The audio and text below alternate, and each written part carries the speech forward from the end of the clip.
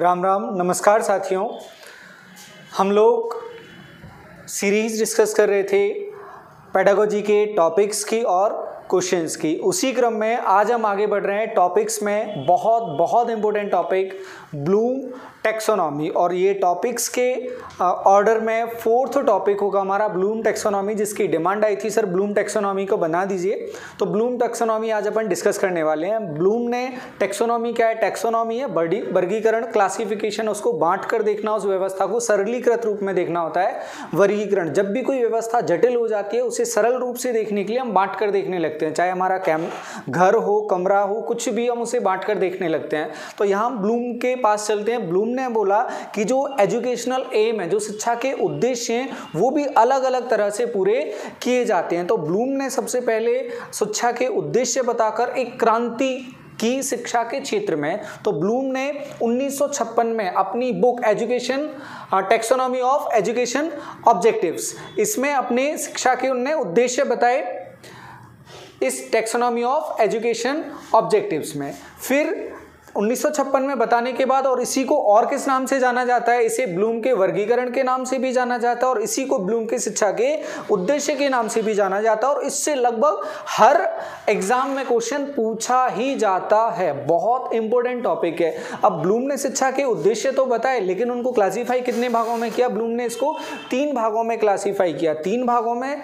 सबसे पहले उन्होंने बोला कि जो सबसे खास उद्देश्य है वो है ज्ञानात्मक उद्देश्य, और ये जो ज्ञानात्मक उद्देश्य है इससे लगभग हर एग्जाम में क्वेश्चन पूछा जाता है। जितने भी इस टॉपिक से रिलेटेड क्वेश्चन पूछे गए उसमें 90% क्वेश्चन ज्ञानात्मक या संज्ञानात्मक उद्देश्यों पर पूछे गए हैं। तो इसको भी अपन अभी ब्रीफ में डिस्कस करेंगे। भावात्मक या भावात्मक संकलनात्मक उद्देश्य, तीसरा क्रियात्मक उद्देश्य, या इसको बोला जाता है साइकोमोटर डोमेन।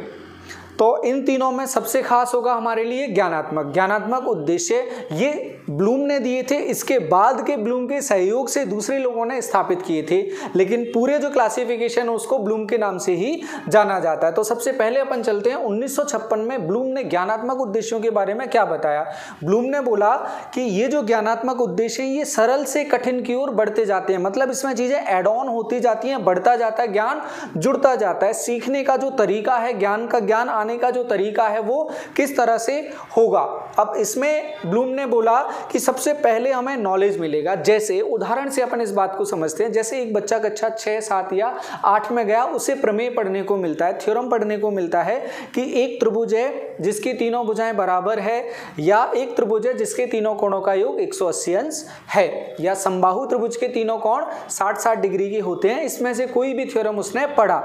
अब जैसे ही उसके पास ये थ्योरम पहुंचा, उसने ये उद्देश्य पढ़ा, थ्योरम पढ़ा, तो उसको इस थ्योरम का क्या मिला? सीधे सीधे रटना मिला और सिर्फ थ्योरम का ज्ञान मिला। तो अपन क्या बोलेंगे? उसे क्या मिल गया? नॉलेज मिल गया। लेकिन जब वो इस थ्योरम को प्रूव करने जाता है, समझता है, वो इस थ्योरम को पूरा प्रूव करता है, नीचे तक आके जब वो हेंस प्रूव्ड लिखता है, तब वो बोलता है मुझे इस थ्योरम का बोध हो गया है, ये थ्योरम क्या है। अब मैंने अगर ये थ्योरम पढ़ लिए तो आप देखोगे उस टॉपिक में थ्योरम के बाद क्या होते हैं? उस थ्योरम पर बेस्ड एग्जाम्पल, मतलब उसका क्या होगा? एप्लीकेशन होगा, अनुप्रयोग होगा। उस थ्योरम को यूज करके वो 3-4 क्वेश्चन सॉल्व कर लेगा। लाइक एक बच्चे को सिखा दिया त्रिभुज के तीनों कोणों का योग 180 अंश होता है, और हमने उसको बोल दिया एक कोण 60 है, एक कोण 50 है, बताओ तीसरा कितना होगा? अगर बच्चे को उसका बोध हो गया है, इस थ्योरम का यहाँ बोध हो गया है, तो वो क्या कर लेगा? इसका यूज करके अपना आंसर वो बता देगा। अब बता देगा, आप इस तरह की उसको प्रॉब्लम्स दोगे तो उन प्रॉब्लम्स को क्या कर रहा है? वो एनालाइज कर रहा है। एक समस्या को वो क्या कर रहा है? ब्रेक करके वो देख रहा है, इस थ्योरम को वो ब्रेक करके देख रहा है। जैसे बोल दिया एक कोण दूसरे का दोगुना है, या रेशियो करके भी दे दिया, तब भी वो इस प्रॉब्लम को तोड़कर सॉल्व कर लेगा, क्योंकि वो यहाँ पर क्या सीख गया है? एनालिसिस सीख गया है। तो जब भी हमने कोई ज्ञान लिया, प्रयोग कर लिया, उसको एनालिसिस करना मतलब तोड़कर भी करना सीख जाते हैं, तब हम बोलते हैं कि हम एनालिसिस के स्टेज पर पहुंच गए हैं। हाँ, इसमें ये ये भी ध्यान रखना है कि ये जो स्टेज हैं ये डेफिनेट ऑर्डर में होती हैं और एक के बाद दूसरी आएगी। ये तो आप थ्योरी जो चल रही है उस प्रोसेस में बड़े आराम से और अच्छे से समझ भी पा रहे होंगे कि एक के बाद एक स्टेप ही आएगा। कोई भी स्टेप ब्रेक होगा, जैसा आपके हो सकता है स्कूल में ब्रेक हुआ हो इसलिए आपको ज्योमेट्री बहुत बेकार लगती रही हो, तो कोई भी स्टेप ब्रेक होगा तो कोई भी सब्जेक्ट होगा बेकार लगने लगेगा, खासतौर से मैथ्स। अब एनालिसिस जब हमने किया है तो फिर उसके बाद बनता है संश्लेषण। जैसे संश्लेषण में जैसे तमाम हमने एग्जाम्पल्स देखे, जैसे समकोण त्रिभुज समबाहु त्रिभुज के बारे में हमने थ्योरम देखी, फिर हमने देखा कहीं पर तीनों भुजाएं बराबर, कहीं पर तीनों कोण बराबर, कहीं पर माध्य का मीडियन, फिर एंगल बाइसेक्टर, परपेंडिकुलर बाइसेक्टर, ये सभी बराबर आ रहे हैं। तो फिर हम बोलेंगे कहाँ पहुंचेंगे हम, सभी से कंक्लूजन निकाल के सारे स्टेप्स हम देख के कहाँ पहुंचेंगे हम कि ये त्रिभुज कौन सा है, समबाहु त्रिभुज है। तो सभी स्टेप को, सभी तथ्यों को मिलाकर हम एक तथ्य निकाल रहे हैं, मतलब क्या कर रहे हैं हम, सिंथेसिस कर रहे हैं, संश्लेषण कर रहे हैं। और इसी संश्लेषण के क्रम में हम नई चीजें भी डेवलप करके बताते हैं। और इस बात को आप माइंड करके रखना, नोट करके रखना कि सिंथेसिस में हम इस कंडीशन में पहुंच जाते हैं कि नई चीज के बारे में हम बता सकें, जो फैक्ट्स है, जो ज्ञान हमने लिया है उसके बेसिस पर। अब हमने सिंथेसिस कर लिया तो हम देखें तो कि जो पढ़ा है वो हमारे काम का है या नहीं, या हम उसका यूज कर पा रहे हैं या उसका यूज नहीं कर पा रहे हैं। उस फाइनल स्टेज को बोला जाता है इवैल्यूएशन या मूल्यांकन। ये थे ब्लूम का जो वेरी इंपॉर्टेंट, बहुत जरूरी जो वर्गीकरण है, टैक्सोनॉमी है, वो है 1956 में दी गई ब्लूम के द्वारा। लेकिन ब्लूम की जो ये टैक्सोनॉमी थी, ब्लूम के जाने के बाद इसमें एडिट किया गया, इसमें संशोधन किया गया। ब्लूम के रहते किसी की हिम्मत नहीं हुई कि उनके टैक्सोनॉमी को छेड़ दे कोई, लेकिन ब्लूम के जाने के बाद 1999 तक ब्लूम एक्टिव रहे थे। ब्लूम के जाने के बाद तुरंत बाद इसको एडिट किया गया 2001 में, और उसे बोला जाता है ब्लूम का। ये आपको थ्योरी है, कहानी है, ये आपको नोट्स में मिलेगी, आप इसको समझना, पढ़ना, लगभग वही चीजें हैं एग्जाम्पल के साथ जो आपको समझाई गई हैं यहाँ पर।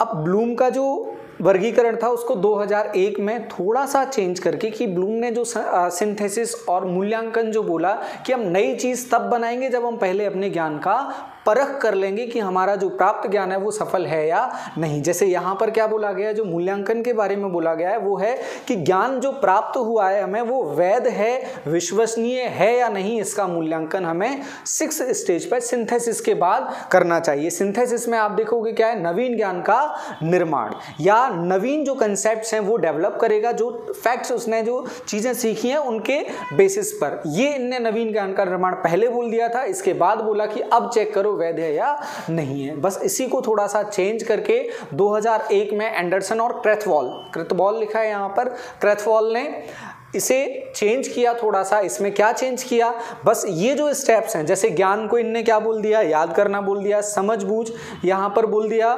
सेकंड स्टेप जो बोला था समझबूझ, मतलब कॉम्प्रिहेंशन, बोध था, उसे समझबूझ लिखा है यहाँ पे, इसे समझना लिख दिया इनने। अनुप्रयोग, एप्लीकेशन को प्रयोग में लाना लिख दिया। विश्लेषण, एनालिसिस को इनने विश्लेषित करना। सिंथेसिस को इनने क्या चेंज किया, संश्लेषित करना। लेकिन जो लास्ट है मूल्यांकन, इसको, इस मूल्यांकन को किस में मिलाया इनने, संश्लेषित करने में। और ये जो संश्लेषित करना है मतलब नवीन ज्ञान की जो बात किया उसको कहां लेकर चले गए, वो फाइनल स्टेज पे सृजित करने पे। तो ये था इसमें चेंज। तो अपन से अगर क्वेश्चन पूछता है कि कहां पर चेंज किया गया, तो लास्ट स्टेप में चेंज किया गया, उसे सृजनात्मकता किया गया कि नए कंसेप्ट का सृजन यहां पर किया जा सकता है। अब ये वही कहानी है, आप नोट्स में पढ़ोगे, जो आपको मिलने वाला है नीचे डिस्क्रिप्शन में वो सब मिल जाएगा। अब चलते हैं ब्लूम के अंडर में अगला जो पक्ष बताया गया, जो अगला डोमेन बताया गया, भावात्मक पक्ष की। भाव से किस तरह से बच्चा सीखता है, ज्ञान किस तरह से वो अर्जित करता है, इसके बारे में बात करें तो इसके बारे में भी जो ज़्यादा डिटेल दी वो किसने दी, क्रेथवॉल और मारिया ने दी 1965 के आसपास। अब यहाँ पर क्या बताया, कहीं पर आपको 1964 मिलेगा, 65 मिलेगा, और इस पर क्वेश्चन आपका नहीं पूछा जाएगा, ना इस पर आपको बहुत ज़्यादा ध्यान देना है। अब इसमें जाएंगे हम, इसको भी कितने भागों में बांटा, फिर से इसको 6 भागों में बांटकर देखा गया, 5 भागों में इसको बांटकर देखा गया। वो 5 भाग क्या थे, अनुग्रहण या ध्यान देना, ग्रहण करना, फिर अनुक्रिया करना, आकलन, संगठन और चरित्रीकरण। इनको एक एक करके समझते हैं हम क्या होता है। आग्रहण मतलब किसी को फॉलो करके, देख करके किसी क्रिया को समझना और उसे करना। जैसे आपने अपने शिक्षक को क्लास में देखा, वो किस तरह से एक्ट करते हैं, रिएक्ट करते हैं, आपने किसी और को देखा, अपने हीरो को देखा, तो ये क्या होगा, उसको देखकर जब चीजें सीखना स्टार्ट करता है उसे बोला जाता है अनुग्रह करना या रिसीविंग या अटेंडिंग, सीखना। अब इसी के अकॉर्डिंग अगर क्रिया करना स्टार्ट हो जाती है, रिएक्शन स्टार्ट हो जाती है इसी के अकॉर्डिंग, तो उसे बोला जाता है अनुक्रिया, रेस्पॉन्डिंग बोला जाता है। जब हम देखते हैं कि ये सही है या नहीं है, जैसा वो कर रहे हैं वैसा है या नहीं है, तो इसे क्या बोला जाता है, आकलन बोला जाता है। इसको थ्योरी में आप देखेंगे और समझ में आएगा। जो फर्स्ट स्टेप है आग्रहण या ध्यान देना, इसे सीधे सीधे बोला जाएगा नकल करना, जो महसूस करके क्रियान्वित की जाती है उसको क्रियान्वित किया जाता है। तीसरा स्टेप, सेकेंड स्टेप अनुक्रिया, जो हमने देखा है जिसकी नकल कर रहे हैं उसको एक्शन में लेके आना अनुक्रिया कहलाता है। आकलन कि हमने जो किया है वो सफल सिद्ध हुआ या नहीं हुआ है। फिर उसके बाद संगठन, मतलब जो आप ऊपर कर रहे थे उन सभी चीजों को एक साथ मिलाकर देखना, जिसका अनुग्रह किया है, अनुक्रिया किया है, इनको मिलाकर देखना, ये क्या कहलाएगा, हमारा संगठन कहलाएगा। अब अगर ये संगठन सही है तो फिर हम क्या करेंगे, उसके प्रति एक चरित्र का निर्माण करेंगे। चाहे जैसे हम बोलते हैं कहीं पर बोला गया चोर, तो अपने आप हमारे दिमाग में एक इमेज बन जाता है, ये बेकार होगा, ये ऐसा होगा, ये वैसा होगा। फिर बोला जाता है, अगर हमारे सामने वर्ड बोला गया कलेक्टर, मतलब एक डिसेंट सा आदमी होगा। फिर बोला गया नेता, तो फिर लगेगा यार कोई बड़ा सा मोटा सा आदमी होगा, क्रिमिनल बैकग्राउंड होगा, लगभग ऐसा कोई यहाँ से आरोप नहीं लगाए जा रहे हैं नेतागिरी पर। तो ये एक परसेप्शन जो हमारे दिमाग में बन जाता है, वैसा ही चरित्रीकरण हो जाएगा। आप और अच्छे से समझना चाहते हैं, आप मूवी देखना स्टार्ट करते हैं तो अपने आप को उसकी जगह रखते हैं और चरित्रीकरण उसका फाइनली करने लगते हैं कि एक अच्छा ये था, वो था, ऐसा था, वैसा था। तो हमने क्या कर लिया, उसका चरित्रीकरण कर लिया सारी चीज़ों को इकट्ठा करने के बाद। तो ये बताया था ब्लूम ने अपने भावात्मक उद्देश्यों में, ज्ञान के जो भावात्मक उद्देश्य थे। तो हम 2 उद्देश्य पढ़ चुके हैं, लेकिन अपन यहाँ पर बोलेंगे 3 पढ़ चुके हैं। पहला ब्लूम का पढ़ा था, ब्लूम का संशोधन पढ़ लिया था, जो रिवाइज था 2001 का वो पढ़ लिया हमने, फिर भावात्मक उद्देश्य पढ़ लिए। अब हम चलते हैं साइकोमोटर या क्रियात्मक पक्ष। क्रियात्मक पक्ष से पता चल रहा है, साइकोमोटर से पता चल रहा है। जो मोटर बर्ड है, मोटर बर्ड का सीधे मतलब होता है चलने फिरने वाला, या जहां पर संचालन दिखेगा, क्रिया दिखेगी, वहीं पर आएगा मोटर टर्म। तो मोटर मतलब चलने फिरने वाला। अब यहां पर एक टर्म आएगा उद्दीपन, ये दिया किसने, सैमसन और हैरो ने दिया। फिर से इसका कोई भी मीनिंग यहाँ पर नहीं होगा। अब चलते हैं इसके स्टेजेस देखते हैं। इसमें भी 6 स्टेज में इसे कंप्लीट किया गया है। पहला किया है सहज क्रियात्मक अंग संचालन। सहज जो क्रियात्मक अंग संचालन है, इसको जोड़ा गया है उद्दीपन से। उद्दीपन से मतलब कुछ क्रियाएं स्टिमुलेट होती हैं हमारे शरीर में, ऐसे जैसे पलक का झपकना, छींक वगैरह आना। तो ये जो क्रियाएं होती हैं ये उद्दीपन होती हैं। हमारे सामने से कुछ भी गुजर जाए, एकदम से कुछ हमारे सामने आ जाए, तो जो अचानक होने वाली क्रियाएं होती हैं उनको सहज क्रियाएं, उद्दीपन बोला जाता है। ये क्रियाएं आती हैं सहज क्रियात्मक अंग संचालन में। फिर उसके बाद जो उनके हिसाब से हम रिएक्शन करते हैं, जैसे मच्छर वगैरह निकला या कुछ भी निकला, एकदम से आया, धूल आई, तो फिर हमारी क्रिया क्या होगी, उसको हटाने की। एकदम से पानी अगर फैल गया, तुरंत की तुरंत क्या होगा, उसको हटाएं जल्दी। तो जो रिएक्शंस आती हैं उन्हें बोला जाता है आधारभूत अंग संचालन। जैसे उछलना, कूदना, पकड़ना, रेंगना, घूमना फिरना, ये सब क्या है, बेसिक्स जो एक्शंस हैं, हमारे फंडामेंटल एक्शंस हैं, उन्हें बोला जाता है आधारभूत अंग संचालन या कार्य करना। फिर उसके बाद आती हैं शारीरिक योग्यताएं। तो जो अंग संचालन हम कर रहे हैं, जो अंग संचालन कर रहे हैं, उसमें जो एबिलिटी होती है उसे बोला जाता है शारीरिक योग्यता या नियंत्रण। खास बात यह है, इसे बोला जाएगा नियंत्रण। किसका नियंत्रण, तो नियंत्रण उद्दीपन की जो क्रियाएं हैं उनका।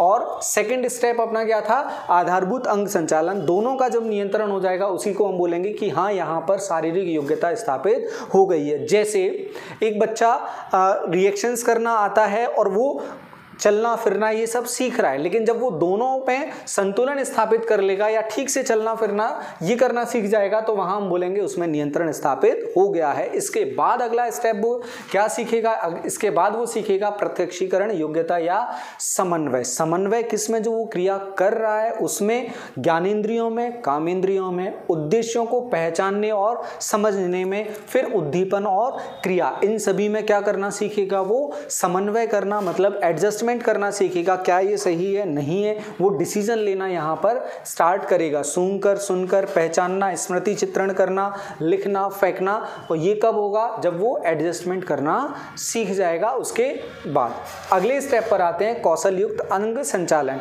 अगर उसमें समन्वय स्थापित कर लिया है, वो इस स्टेप पर पहुंच गया है, तो फिर वो क्या करेगा, वो जो एक्शंस हैं उनमें क्या हो जाएगा, पारंगत होने की तरफ बढ़ेगा। पारंगत होने का मतलब है कि उसको आप सोकर भी जगा दोगे तो भी वो स्वाभाविक क्रियाएं वो करना स्टार्ट कर देगा। उस स्टेप का मतलब वो होता है कौशल युक्त अंग संचालन। जैसे आपने उसे कोई गाने पर डांस सिखाया, तो फर्स्ट जो एक्शन होगा वो देखकर सीखे। देखो, फर्स्ट जो एक्शन होगा वो सहज क्रियात्मक आएगा, सेकंड आएगा आधारभूत। अगर वो डांस सीख रहा है, आधारभूत मतलब कार्य करना वो स्टार्ट करेगा, उछलना कूदना स्टार्ट करेगा। फिर उसके बाद वो क्या करेगा, उसके बाद वो क्या करेगा, शारीरिक योग्यताएं स्थापित करेगा कि वो थोड़ा थोड़ा उसमें निपुण होना स्टार्ट करेगा। निपुण होने के बाद फिर प्रत्यक्षीकरण या समन्वय, फिर जो उसने क्रियाएं सीखी है अब वो कंट्रोल करना स्टार्ट करेगा, एडजस्ट करना स्टार्ट करेगा। और जैसे ही वो ट्यूनिंग बनेगी, कौन से स्टेप पे पहुंच जाएगा, वो कौशल के पे। आप उसको सोकर जगाओगे, यार ये गाना चल रहा है डांस करो, वो करना स्टार्ट कर देगा। तो क्या आ गया उसमें, अंग संचालन कैसा हो गया, कौशल युक्त हो गया। उसी को बोला जाता है स्वाभाविक। आगे बढ़ेंगे, अब है लास्ट, सुसंबद्ध या सांकेतिक संप्रेषण। जब वो उस स्टेप पर पहुंच गया है, इसके बाद आता है कि वो एक लेवल पर पहुंच जाएगा, अपने संकेतों के आधार पर वो कम्युनिकेशन स्टार्ट कर देगा। इसका मतलब ये है कि कौशल अगर आ गया तो वो वेल अंडरस्टूड वाली जो चीज़ें होती हैं कि आप इशारा करेंगे और समझ में आ जाएगा, तो वो होगा फाइनल स्टेज मोटर का, क्रियात्मक का। सुसंबंध या सांकेतिक संप्रेषण, जिसको आदत वगैरह बोला जाता है कि अब तो आदत डेवलप हो गई ऐसा करने की। इसके एग्जाम्पल नकल उतारना, फिर भाव भंगिमा वगैरह, चित्रांकन करना, ये सभी आ जाएगा सुसंबद्ध में। अब आगे अगर बढ़े अपन, इसके जो एप्लीकेशंस हैं, आज अगर देखें ब्लूम का इंपॉर्टेंस क्या है। इंपॉर्टेंस आपके लिए तो बहुत ज़्यादा है, आपके हर एग्जाम में क्वेश्चन आता है, तो आपके लिए तो इंपॉर्टेंस बहुत ज़्यादा है। बाकी अगर एजुकेशन सिस्टम की बात की जाए तो ब्लूम का जो क्लासिफिकेशन है, जो टेक्सोनॉमी है, उसी के बेसिस पर आज भी पूरे एजुकेशन सिस्टम में टीचर क्लास के अंदर एंटर करता है। सिलेबस जो डेवलप किया जाता है, जो शैक्षणिक उद्देश्य होते हैं, शैक्षणिक उद्देश्य ब्लूम की जो टेक्सोनॉमी है उसके हिसाब से तैयार किए जाते हैं कि ज्ञानात्मक उद्देश्यों की भी पूर्ति हो, भावात्मक की भी पूर्ति हो और क्रियात्मक उद्देश्यों की भी पूर्ति हो, जो मनोक्रियात्मक हैं उनकी भी पूर्ति हो। तो तीनों उद्देश्यों को ध्यान में रखकर पाठ्यक्रम तैयार किया जाता है। और उनमें भी सबसे जो अहम है, ब्लूम ने जिसको सबसे ज़्यादा तरजीह दी है, जिसे सबसे ज़्यादा इंपॉर्टेंस दिया है, वो है ज्ञानात्मक उद्देश्य। तो यहाँ पर वर्गीकरण, पूरे वर्गीकरण पर ध्यान किस पर दिया है ब्लूम ने,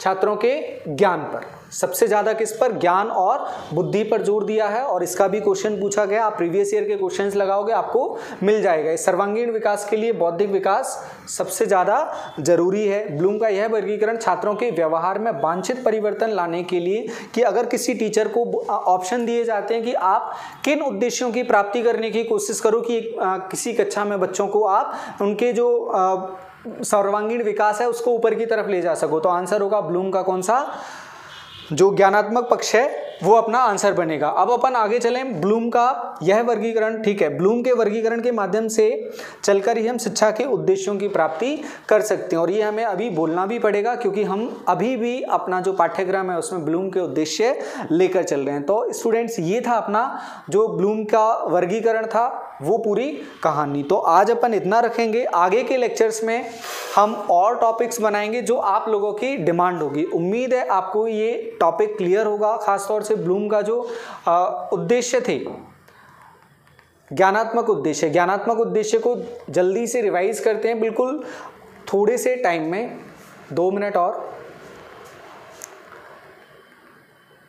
हाँ, ये ब्लूम के ज्ञानात्मक उद्देश्य हैं और बहुत इंपॉर्टेंट हैं। जैसे अगर आपसे क्वेश्चन पूछा जाता है, एक क्वेश्चन आपसे बनाकर दिया जाता है, एक बच्चे को संश्लेषण का ज्ञान हो गया है, संश्लेषण करना आ गया है, तो उसने कहाँ से प्रारंभ किया था? तो कहाँ से प्रारंभ किया था? ज्ञान लेने से स्टार्ट किया था। ब्लूम के किस स्टेप से स्टार्ट किया था? ज्ञान से स्टार्ट किया था।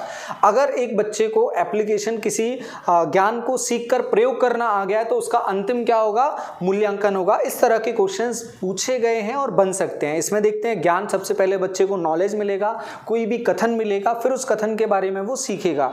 लाइक एक बच्चे को पाइथागोरस प्रमेय मिला, पाइथागोरस प्रमेय को वो सीख गया, अच्छा ये होता है, समकोण त्रिभुज में ऐसा होता है, कर्ण का वर्ग, लंब का वर्ग, आधार का वर्ग, वो ये सीख गया। और जब वो इसके क्वेश्चन करने लग जाएगा तो हम बोलेंगे एप्लीकेशन कर लिया है। जब इसी को वो ब्रेक करके देखने लगेगा, तमाम उसमें पार्ट्स में ब्रेक करके देखने लगेगा, तब हम बोलेंगे विश्लेषण सीख गया। और जो तमाम पार्ट उसने देखे हैं समकोण त्रिभुज या पाइथागोरस के, तो वो कहाँ पहुंच जाएगा? संश्लेषण में। और जब वो इसका मूल्यांकन करने लग जाएगा, इवेल्युएट करने लग जाएगा कि कितना सीखा है, तो वो होगा मूल्यांकन का stage. That's all about Bloom taxonomy. उम्मीद है आपको बहुत अच्छा लगा होगा, मजा आया होगा। आज के लिए इतना ही। थैंक यू, बहुत बहुत धन्यवाद।